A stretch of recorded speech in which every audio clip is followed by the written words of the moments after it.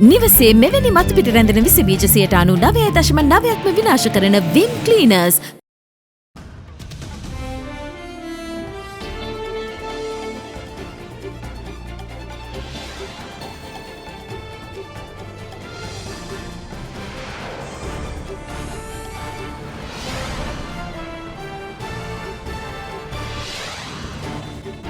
Tonight, the stark reality.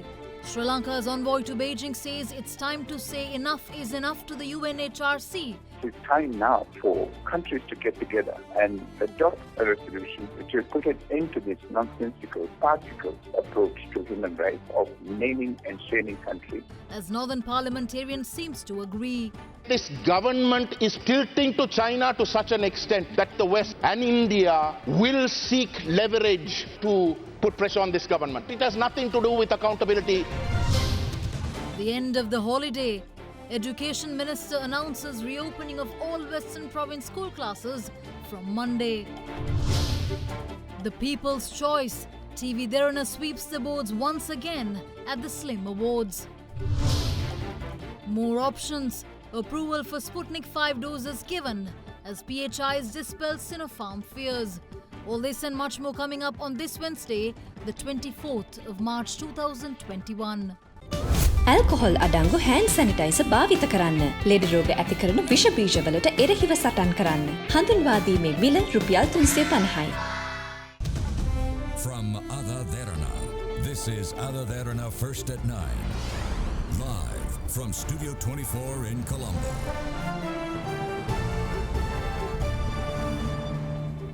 Good evening and welcome to First at 9. I am Shanella Fernando in your top stories for tonight. The Derana Media Network swept the board at the Slim People's Awards with 8 awards, including the People's Television Channel of the Year. Deemed one of the most popular marketing awards in Sri Lanka, the People's Awards crown brands and personalities based on votes polled by members of the public. The 15th edition of the Slim Awards was held at the BMICH in grand style yesterday. Organised by the National Body for Marketing in Sri Lanka, the People's Awards felicitate brands and personalities that have captured the hearts of the people. The event was lit up with various entertainment performances.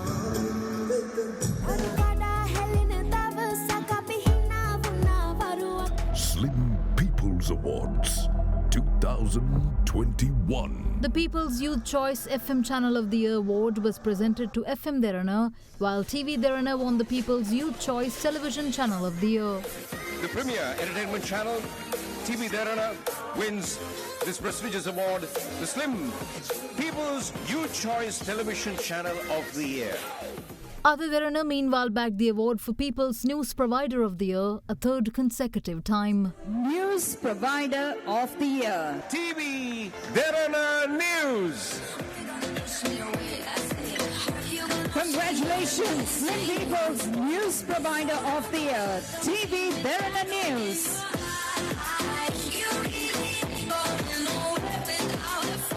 Reaffirming its unparalleled popularity, TV Derana was voted as the People's Television Channel of the Year for the 4th consecutive year as well. TV Derana! Congratulations, Slim People's Television Channel of the Year, TV Derana! Derana, make some noise!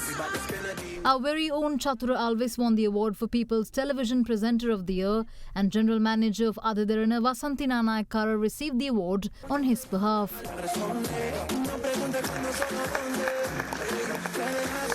Meanwhile, Sidhu, Sangeete and Devani Inima teledramas telecast on TV Derana were all nominated in the People's Teledrama of the Year category.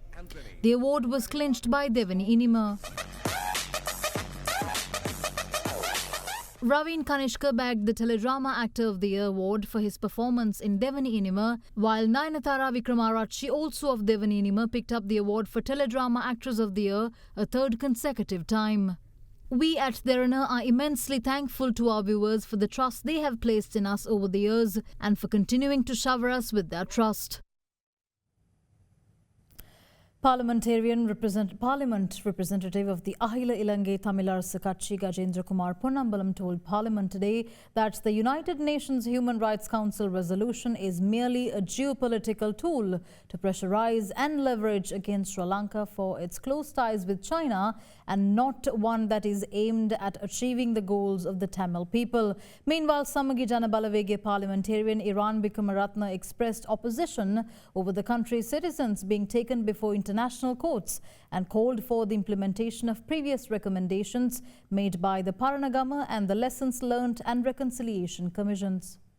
We are very critical of this resolution. We say that it is so weak. It is so weak that the TNA has called for the support of a resolution that is not going to result in any accountability for the heinous crimes such as genocide that we say were committed. In justification of that, let me just read you. Operative paragraph 9 of the resolution calls upon the government of Sri Lanka to ensure the prompt, thorough and impartial investigation and, if warranted, prosecution of all alleged crimes relating to human rights violation and serious violations of international humanitarian law, including for long-standing emblematic cases. It is calling upon the government to take action to bring to book those who had committed crimes. Now, how on earth can you say that this resolution is against the government? Our complaint, Honourable Presiding Member, is when the government itself is a party to the conflict. When the government is an accused party, to expect that accused party to carry out an investigation is against natural justice. Our criticism is that the TNA has in fact, by supporting a resolution asking the government itself to investigate itself,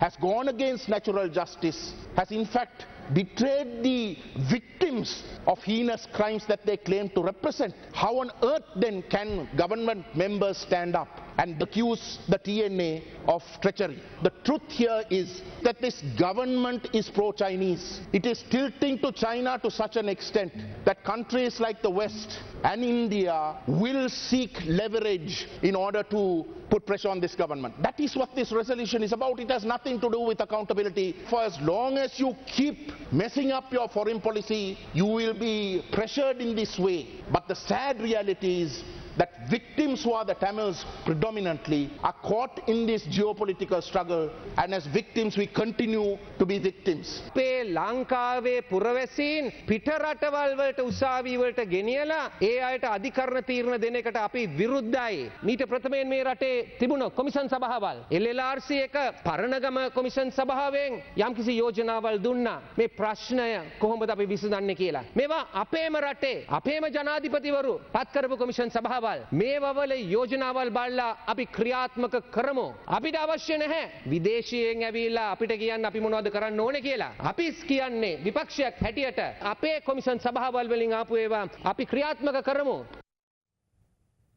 With the United Nations Human Rights Council resolution having been passed yesterday, albeit with not as much outright support as expected by its sponsors, many questions remain in the minds of the public as to what the next steps will be. Speaking to First at 9 today on the issue, Sri Lanka's ambassador in Beijing, Dr. Parita Kohona, says that it is high time for countries to table a resolution against what he termed the farcical and nonsensical approach to human rights by the UN Human Rights Council. Ambassador Dr. Kohona also states that with the UNHRC simply a subsidiary body of the United Nations, Sri Lanka can do what other countries do in similar situations and just ignore the resolution.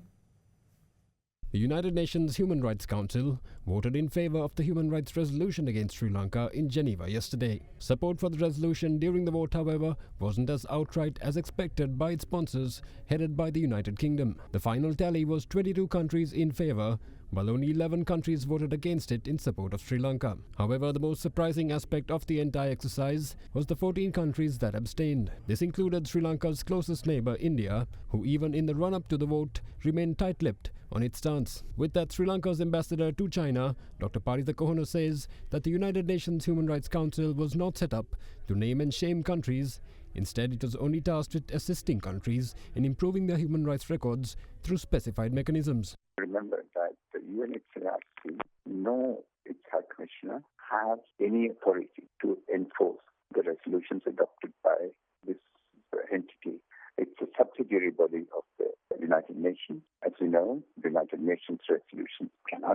enforced and they are not enforced by the organization itself. It's important to remember that the UNHRC was never created, unlike its predecessor, the Human Rights Committee, to name and shame countries. It was not designed to find fault with countries and drag them over the court. It was a body that was created to help not only developing countries, but also other countries to improve their human rights record. And of course, the question arises as to who is going to propose this resolution against the country that actually ganged up against Sri Lanka, because their human rights record is no better than the records of many other countries. So in the circumstances, I think it's many countries against whom resolutions have been adopted simply ignore those resolutions. I can name a few: North Korea, Iran, Israel, Belarus, and there are others also. The attitude is simply they let the resolutions go through and do their own thing. There is a mechanism for helping countries to improve their human rights record. That is the universal and periodic review. All countries, all members of the United Nations are asked to go before this review body and have their performance reviewed, not in the public air through the mechanism of a resolution. I believe that it is time now that for countries to get together and adopt a resolution which will put an end to this nonsensical, farcical approach to human rights of naming and shaming countries. It is an utter waste of resources, not only of this body, but also of the countries concerned. The Cabinet has granted approval for the introduction of a special goods and services tax on liquor, cigarettes, vehicles, communications and betting.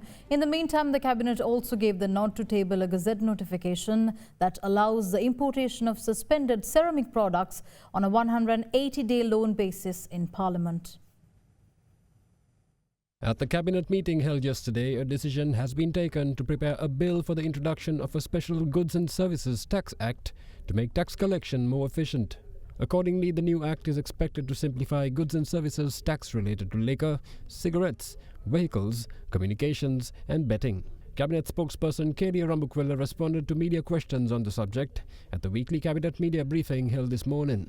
Well, I suppose this is in keeping with the policy statement that was made in the Parliament, and then it was corrected to the advice given by the finance sector. So whatever it is, they have put that, but the mechanisms of it will be brought back to the Cabinet, and then we'll be discussing as to what is more effective. As you suggest, that if it is obsolete thing, then we might not take it up. But right now, what happens is there are certain specific areas where they have specified this tax to be imposed. As you see it, you'll find that විධානය යටතේ මත්පැන්, cigarette, වාහන, sannivedana සහ ඔට්ටු ඇල්ලීම. So there are specific areas. There must be a reason. The reason will be elaborated at the next meeting. Also announced at the briefing was approval granted to initiate a Youth Entrepreneurship Development Fund through a parliamentary act, for which the legal draftsman is to be instructed to prepare the relevant draft bill.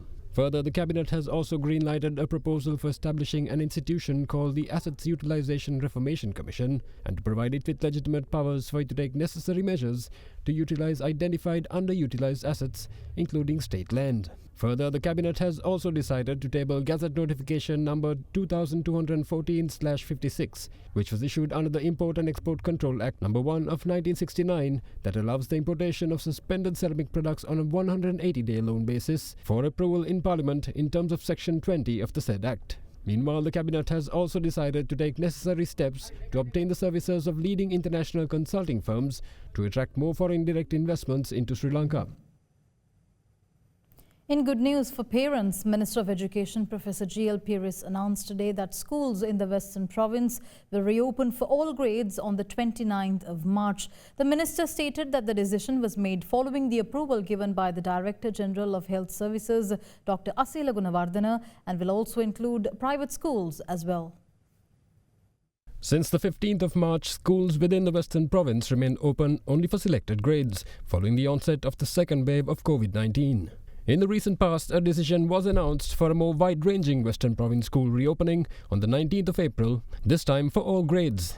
However, the government has revised the plan, as announced by Minister of Education Professor G.L. Peiris today at the weekly Cabinet media briefing. Accordingly, the date has been revised to the 29th of March next Monday, after the green light was given by Director General of Health Services, Dr. Asela Gunawardena.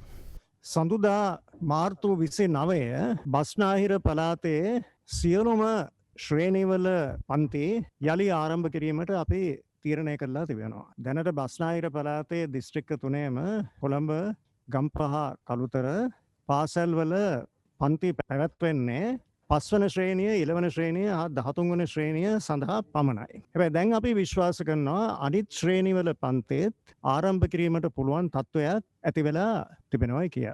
මේ සම්බන්ධයෙන් අපිට අනුමැතිය දැන් ලැබිලා තිබෙනවා සෞඛ්‍ය අධ්‍යක්ෂ general තුමාගෙන්. බස්නාහිර පළාතේ පෙර පාසලුත් ආරම්භ වෙනවා එන සඳුදා මාර්තු 29. Further, the minister added that the decision to reopen schools in the Western Province also includes private schools as well.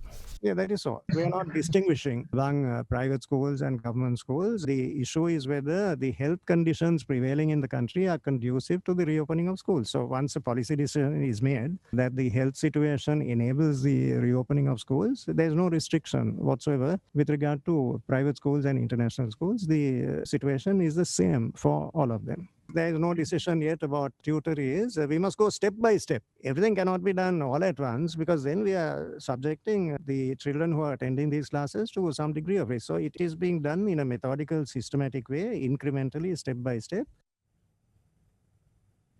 The Cabinet of Ministers has granted approval for the purchase of 7 million doses of Russia's Sputnik V vaccine at a cost of nearly $70 million. Meanwhile, responding to rumors in circulation on the efficacy of China's Sinopharm vaccine, the president of Public Health Inspectors Union, Upul Rohana, says that the public fears are unfounded and that the vaccine is safe based on current data. Sputnik රශයානු සින්නක එමනත්නම් එන්නත බලාපොරොත්තු වෙන ආරම්භයේ මිලියන 7ක් මිලදී ගැනීමට ඒ සඳහා ඇමරිකන් ඩොලර්ස් මිලියන 69.65ක් භාණ්ඩාගාරයෙන් වෙන් කරන්නට තීන්දුව කරලා තියෙනවා. සමහර මේ එන්නත හොඳ නෑ කියන තත්ත්වයට සමහර මම දකිනවා ප්‍රචාරයවන් හදනවා. මේ එන්නත කියන්නේ අපේ පස්වෙනි ආවිය.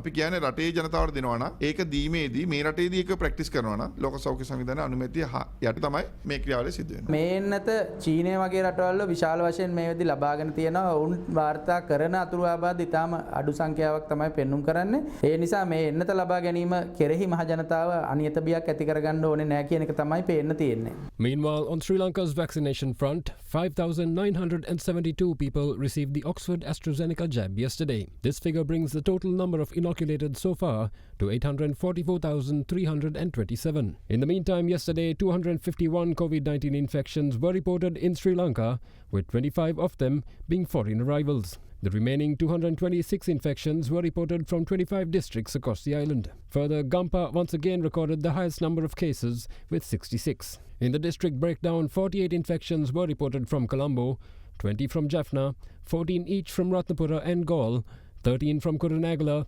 8 from Kandy, and 7 each from Vavaniya and Batiklo. The remaining 29 infections were reported from 11 other districts. In the meantime, the daily infection figure for today stands at 238 so far. In an update on the recoveries, 324 more patients recovered from COVID-19 and were discharged from hospitals, bringing the total to 90,897. This brings the country's active cases down to 2,821. The Media Centre for National Development hosted the National Dialogue on Climate Action, Risk Management and Financial Instruments related to risk transfer and resilience, where Minister of Media Kehelia Rambukwella highlighted the need for greater budgetary allocation for research and development into climate resilience. The minister pledged to lobby for a greater focus on the issue that can pave the way to greater environmental protection and resilience for future generations. Under the leadership of His Excellency President Gotabaya Rajapaksa, the vistas of prosperity and splendor highlight the need for sustainable development, which is inclusive, participatory. It's a collective effort. It is a mandate that the President has stressed to the Cabinet and the leadership to be adopted as the backbone of the government's development agenda. Today, the word sustainable development have become more than a phrase. It has become necessary to absolute in terms of policy for future generation. While mankind may adopt every possible measures to maximize the ideology, there are few elements outside of human control. Climate change is one. As an island nation, climate change and the risk it carries makes Sri Lanka extremely susceptible and vulnerable to its impact. This is actually projected to intensify and coming years. So these are very sensitive areas to manage. We have set up the new unit, I believe, which is your responsibility to take with all the other stakeholders and to make sure that this message is nationally and internationally sent. Because internationally it is important that we may not be able to fight it alone, may have to have financial assistance from various other donor countries. Way back in 2001, I was the Minister of Science and Technology. Our allocation in the budget was 0.5% for science and technology. And I got it up to 3%. And again, now it's less than 1%. You see, you forget that all this is based on research and development. So research and development is the last thing in our agenda, unfortunately. If you don't spend sufficient funds for research and development, this country will not move forward. Former Minister Ravi Karunanayake and 7 others who were recently taken into custody over the central bank bond scam have been further remanded until the 30th of March. The Attorney General filed indictments against the former Finance Minister Karunanayake and 11 others on 32 counts of criminal misappropriation amounting to 36.89 billion rupees at a bond auction held in March 2016. Accordingly, on March 17th, 8 suspects including Karunanayake were ordered to be remanded. When the case was taken up today before a 3-member judge bench consisting of Colombo High Court judges Damit Totavatta, Manjula Tilakaratna and Mohammad Izzuddin, the suspects were further remanded until the 30th of this month.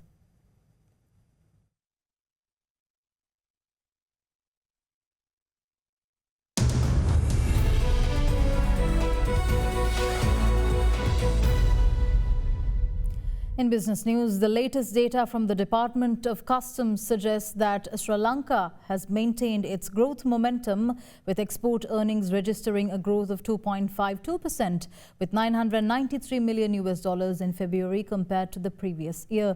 The Export Development Board says that this is the highest export figure recorded for the month of February during the last 5-year period. Notable increases in exports were observed to Netherlands, China, Canada and Spain.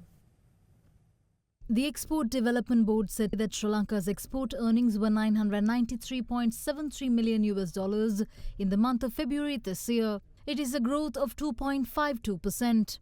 Exports of electrical and electronic components showed resilient performance, registering triple-digit growth for the period of January to February 2021 compared to the corresponding period of the previous year. This growth was resulted by increased exports of transformers to Spain.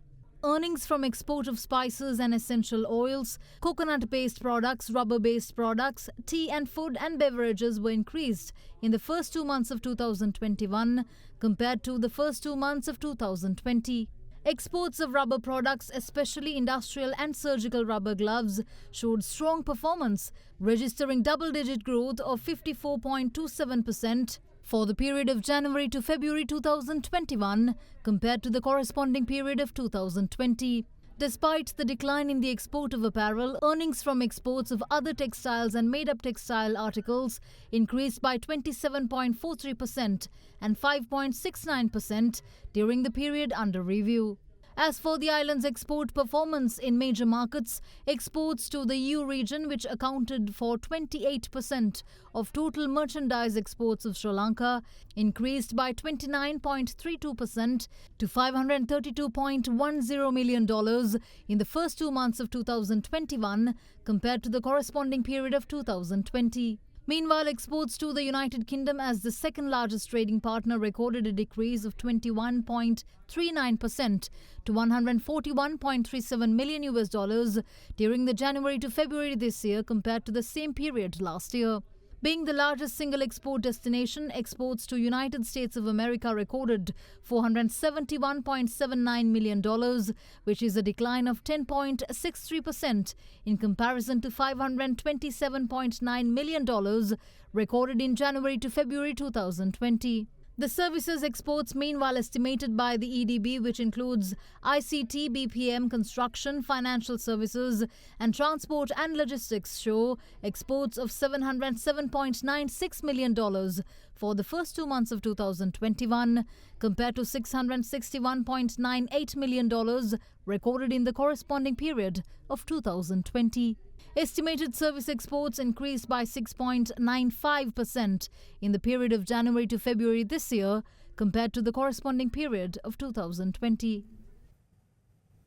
Here's an update on the Colombo Bourse. The all-share price index gained 156.55 points to end at 7,135.84, while the S&P SL index ended at 2,871.08 points, following a gain of 69.29 points. Market turnover was 1.5 billion rupees. Here's Hiruni Pereira with your daily stock market update.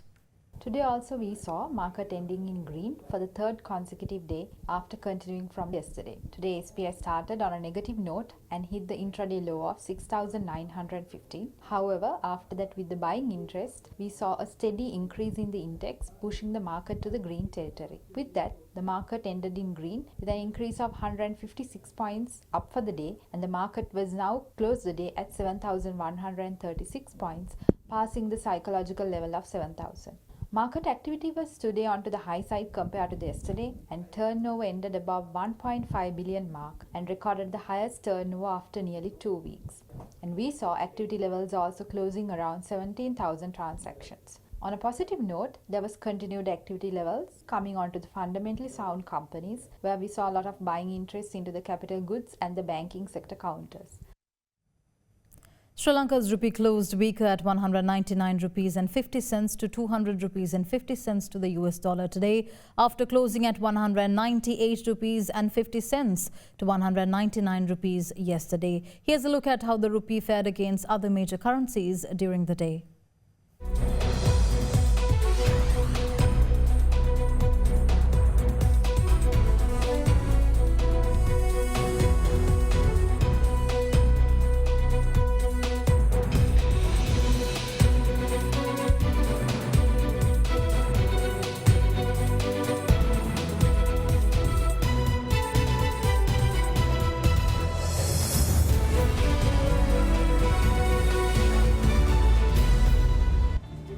With that, we wrap up tonight's edition of First at 9. Thank you for joining. I'm Shanella Fernando. Have a good night.